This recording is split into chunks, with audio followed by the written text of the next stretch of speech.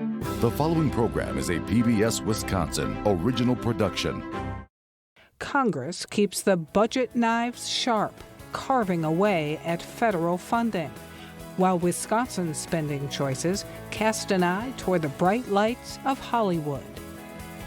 I'm Frederica Freiberg. Tonight on Here and Now, Democratic Congresswoman Gwen Moore talks taking back the House in the midterm elections. Our series RX Uncovered looks at health plans that aren't actually health insurance. And the state budget clears the way for Hollywood to light up Wisconsin with filmmaker tax credits. It's Here and Now for July 18. Funding for Here and Now is provided by the Focus Fund for Journalism and Friends of PBS Wisconsin.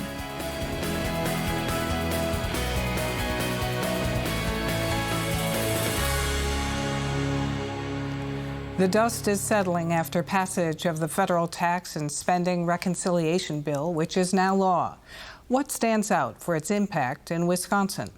We turn to Democratic U.S. Representative Gwen Moore of Milwaukee for her take on what it means for people in her district. And thanks so much for being here. Always good to be with you, Frederica. So what does stand out for its impact in your district and across Wisconsin? Well, I think that the thing that is most outstanding in this bill is the impact that we'll have on health care, on the Medicaid cuts, Badger Care, as we call it in Wisconsin, the Affordable Care Act, Obamacare cuts. And when you combine the work requirements to receive Medicaid, and when the confluence of all those forces means that there'll probably be something like 276,000 people in Wisconsin who will not receive any kind of health care. And when you just the work requirements themselves will cost 68,000 individuals with no dependents to lose health care. And so the theory of the case is that these are just lazy boys in their mama's basements playing video games, and there'd be no harm and no foul to cut them off. Notwithstanding the fact we believe that this is not a real person, this is just a trope. We're saying that in Wisconsin, a person who, say, has 2 minimum wage jobs working at a fast food restaurant, they will, at minimum wage, working full time, they will make too much money to be eligible for Medicaid. So they'll be thrown, whether they work or not, they won't receive Medicaid. And then there are numbers of people who are truly eligible. They have children, they're already working. Most people who receive Medicaid are already working. But the numbers of the bureaucracy and the paperwork that they have added into the bill is really something that they have monetized. They have monetized people's mistakes so that if you don't re-up or come in every 6 months to reconfirm that you're still disabled or that you will find yourself off Medicaid. And then those of you remember, Frederica, Wisconsin was one of those states, I believe it was about 11 states, that hadn't taken advantage of the expansion of the Affordable Care Act. And those people will see their premiums go 8-9 times the amount that they're currently paying. So say, for example, they were able to get a silver plan, and for the purposes of keeping the math simple, of $100 a month, they might find themselves with $600, $700, $800 a month. We're thinking that the food share cuts, SNAP cuts, not only will it cost thousands, hundreds of thousands of people to be cut off food share, but it would also mean that the state itself would have to pay 75% of the administrative costs of the food stamp program, the SNAP program, as well as if there are in error rates in excess of 6%, they'll find themselves having to pay for portions of the food stamp program, which to date that burden has never been an unfunded mandate that will be placed on not only Wisconsin, but statewide. So it is really a bad bill. People who fall off Medicaid because of the provisions of this bill and potentially the burdensome kind of paperwork, what will they do for health care then? That will increase the amount of uncompensated care that hospitals have to pick up.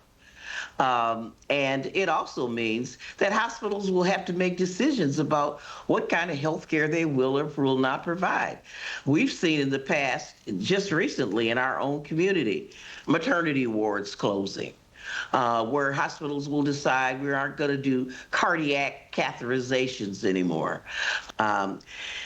One of the things is that, the president predicts that people won't even pay any attention. They won't even notice. Some of these provisions don't come into effect until after the 2026 election. But that doesn't mean that hospitals won't have to start planning and how to not deliver services now. We know that the Trump administration is apparently making good on its promise to dismantle the U.S. Department of Education, and with it, as you suggested, funds that go to high-poverty K-12 schools and special education. How pointedly will that be felt in Milwaukee?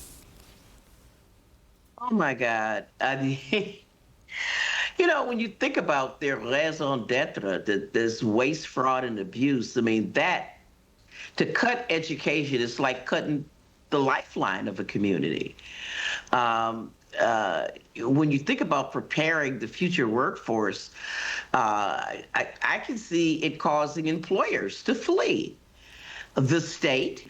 These Republicans have demonstrated a real distaste for education. I mean, and everything from K through 12 to higher education, where they're, conditioning Pell Grants in a way that's never been done before, cutting off the ability for parents to borrow money to send their kids to college. It is like a really big mistake that's going to put not only Milwaukee, but the nation behind. You've said that there, quote, is truly no bottom to this bill's cruelty. But what can you and other opponents do about it? Well, Frederica, I did not have a good 4th of July. I was very, very upset, but you know what? It ain't over until it's over. I think now, as we go through this process, we're going to continue to talk about it. We're going to continue to try to win the midterm elections, win the hearts and souls and minds of people. I know I've talked to several people who confessed to me that they voted for Donald Trump, but they had no idea that he was going to do the kinds of things that he has done to them. Because indeed, the president's base needs Medicaid almost more than anybody. The president's base needs SNAP, and they certainly need educational opportunities. They're not, and I think that many people who sort of thought that he was going to focus on throwing out violent criminals who were immigrants, and they were going to get rid of the waste, fraud, and abuse. And of course, nobody wants waste, fraud, and abuse. But no one knew that all these cuts were just going to result into a big bonanza, $4.5 trillion for wealthy people who don't really need it, while there are debates about whether or not we should serve breakfast and lunch to school children. Nobody knew that was a trade-off. Congresswoman Gwen Moore, thanks very much for joining us. And thank you. You be well, Rodrigo. Thank you. Next week, we speak with 1st District Republican U.S. Representative Brian Stile. As to congressional action this week, both the House and Senate voted to rescind funding already appropriated for the next 2 years to the Corporation for Public Broadcasting. That's a $1.1 billion cut to PBS and NPR. PBS Wisconsin is a member station of PBS. We turn now to our continuing coverage of prescription drugs, where the cost for patients continues to skyrocket as health coverage for critical medication declines. In RX Uncovered, Here and Now producer Marissa Wojcik examines the complex systems driving these trends and the stories of patients facing life or death choices. Our next story is about a leukemia patient who had a promising treatment that cost the same as buying a house, and he couldn't access it without paying up front. All of a sudden, my numbers were at like 167,000 compared to like 4,000 or 5,000. Kevin Volz has what's called chronic lymphocytic leukemia, or CLL, a type of blood cancer. He was suddenly in urgent need of treatment. My cancer center, I can't say enough about them. His oncologist had a prescription that was promising, but it came at a price. $13,000 before we could ship this. And I said, $13,000?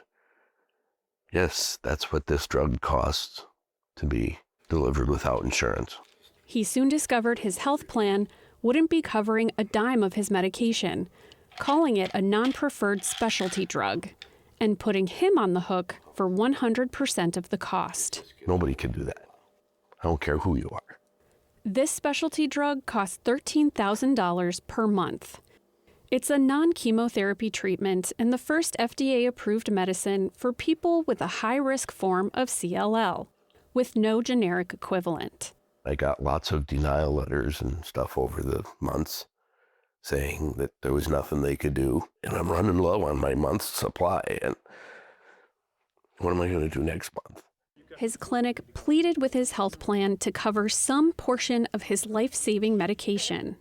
Under the Affordable Care Act, health insurance plans have cost-sharing requirements and limits to what a patient has to pay out of pocket. Covering prescription drugs is considered an essential health benefit. However, Kevin's health plan doesn't fall under the ACA because it's not technically insurance. Instead, his health coverage through his employer is what's called a self-funded plan. These plans are also known as self-insured, which is a bit of a misnomer.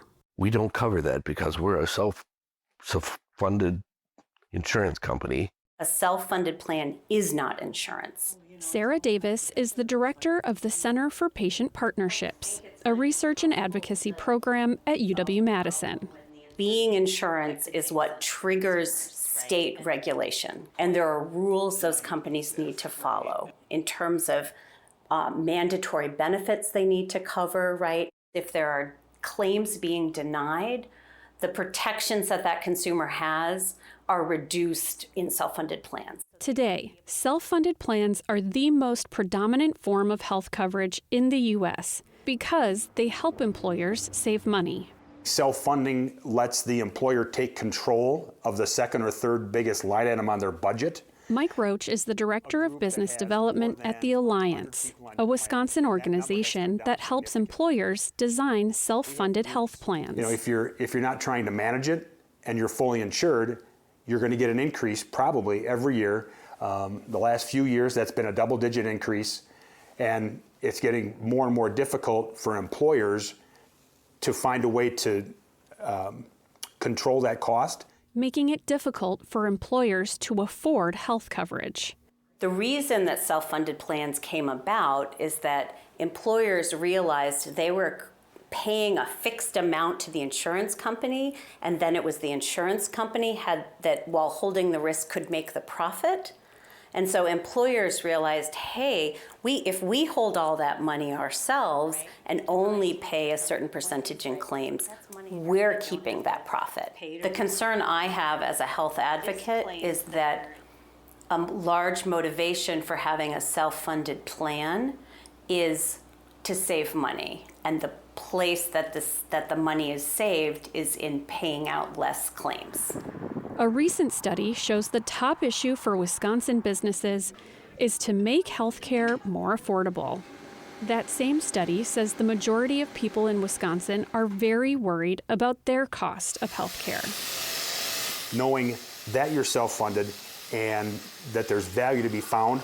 If you as the employee are good stewards of the plan and seek value, that should have a trickle-down effect so that the next year you don't see your part of that premium go up. You may not have to change deductibles or co-insurances, so you can get some stability in your plan. But it's often difficult for people to even know what kind of plan they have. It takes advocates and patients sometimes quite a bit of time to parse out and figure out that it is not insurance. A lot of it comes back to transparency. What employees need to know is that your employer has now become the insurance company. Whether you're fully insured or self-funded, that plan doc is the same. I think as long as an employee understands the high-level pieces of their plan design, deductibles, co-insurances, what's on their formulary list from their PBM, who's in network from a doctor and hospital standpoint, that's going to cover 95 to 98% of everything they do during the year. So who pays for the big ticket items? There's a couple of drugs coming out. They're going to be $3 million a piece. How am I going to cover those? And how does that trickle down to the Humiras and the Stellaras that folks need on a more regular basis, but are still, thousands of dollars a month? Advocates say self-funded plans can create a conflict of interest for employers who suddenly have an employee with expensive health needs. Maybe you could check into going part-time and see if Medicare or something would help out. And I thought to myself, really? You want me to go part-time? Now I'm going to lose benefits. I'm going to lose my insurance. And I'm going to be part-time. Is this a way to weed me out eventually? In an insurance situation, right, the employer wants to protect the employee, right? They want to get the most for their money. Once we're in a self-funded situation, the employee is at odds with the employer. The side effects of dealing with it all took a toll. One day, I sat on my phone on hold from one of the drug companies for over 6 hours, just stressing me out to the point where I was not paying attention to my healing. Advocates at his clinic didn't let up. They're very persistent, exhausting every possible avenue to access his medicine. After months of setbacks, good news arrived from his clinic. She kept calling me and calling me and calling me. She couldn't tell me the news fast enough that they had come through. The drug manufacturer said they were going to provide the remaining dose of his treatment at no cost. I don't think anybody should have to fight for their life like that. It's hard enough just to sit back and think about me not being here for the people around me. I worry about not being here. Normal, I guess. I worry for people who don't have hours and hours and hours to read fine print and, make sure that they're going to get what they need if they get ill. In the end, Kevin hopes some good will come from his experience.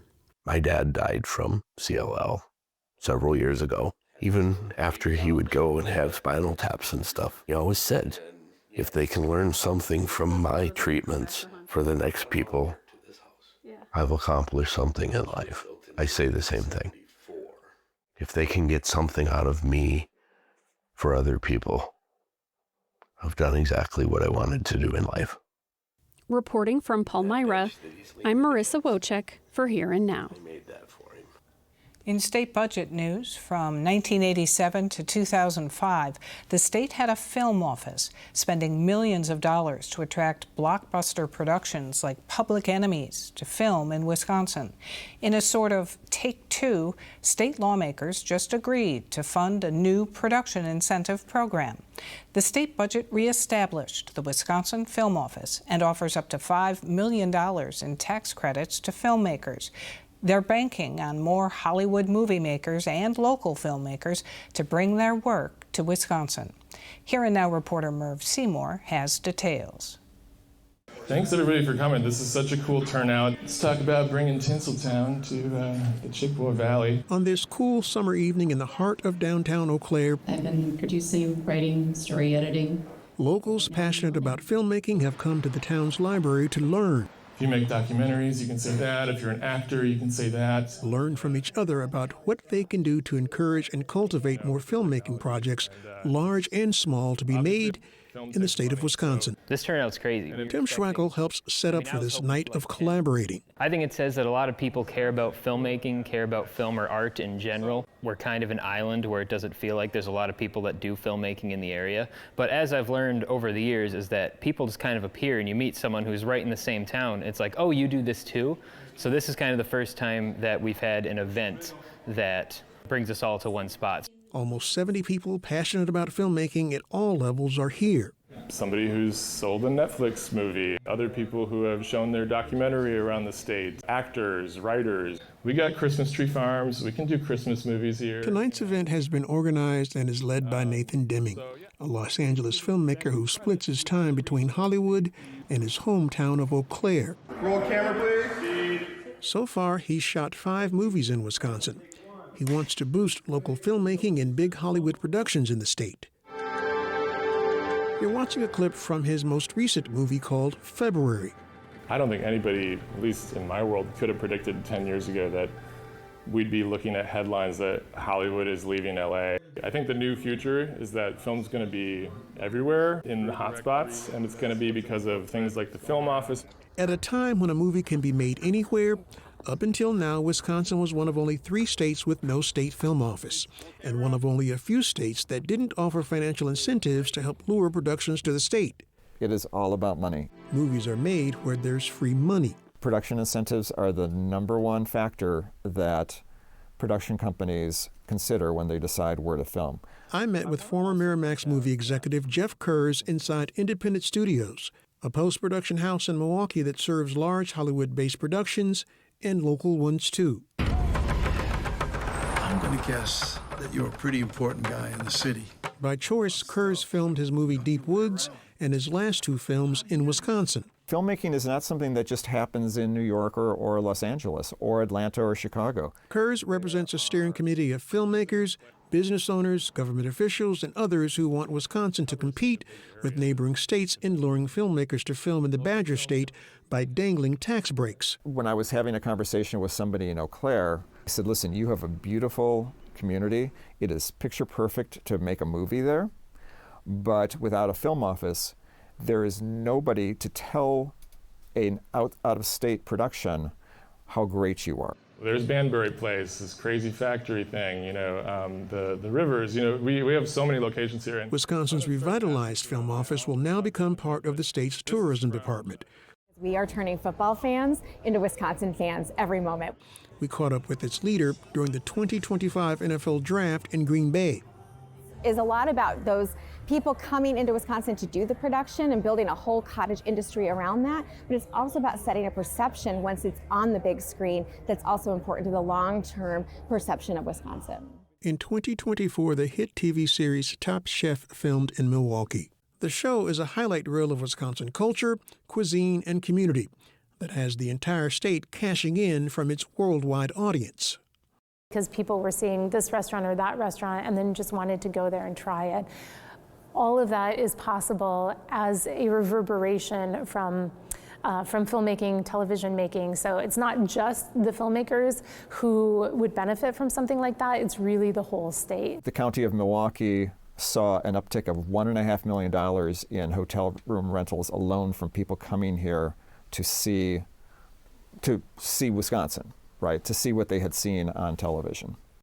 New Mexico implemented these and then got Breaking Bad, which was not written for New Mexico. It just went there because of tax incentives. And then suddenly it not only got that, it got Better Call Saul, so 2 hit shows. The talent's here, and it's always a roll of the dice to see if something blows up, but I think it's easy for us to forget here in Wisconsin that Wisconsin is just gorgeous. The hills, the trees, all of that, the driftless region, gorgeous, and Lake Michigan. So we have all of these different terrains. We have cities like Madison and Milwaukee. Superior offers 25% film incentive for the city itself if you stay at their hotels. Right as LA is losing jobs in filming, Illinois is exploding, Minnesota is exploding. City like Duluth, a lot of filming happening on the Duluth side, nothing on the Wisconsin side, and it's just because of film incentives. There are no dollars that are better than Hollywood dollars. That's award-winning Hollywood filmmaker and Milwaukee native John Ridley. When it comes to him or any other large-budget film shooting in Wisconsin, he point-blank told me this. Until Wisconsin gets tax credits, and that's something that I've advocated for, no, that's not going to happen. Ridley proudly tells me he routinely shoots smaller projects in Wisconsin. But in terms of doing feature films out here, whether it's myself or anybody else, Wisconsin, I'm going to look into the camera. You got to get tax credits. We've talked about this. You got to advocate for tax credit. Enough said, Mr. Ridley. Lawmakers hear the call for action. Georgia built a really good film incentive program and brought in a lot of business. And there's movies now that are set in New York City, but if you watch the credits, there's going to be a Georgia peach at the end of it. There's 0 sound stages in the entire state of Wisconsin. So right now, that's a huge thing that productions want to film here. For the first time in like 100 years, the film industry is morphing, and we have a real opportunity to pick up the work, just like our neighbors, Illinois and Minnesota, are doing. Reporting from Eau Claire, I'm Murph Seymour for Here Now. For more on this and other issues facing Wisconsin, visit our website at pbswisconsin.org and then click on the News tab. That's our program for tonight. I'm Frederica Freiberg. Have a good weekend.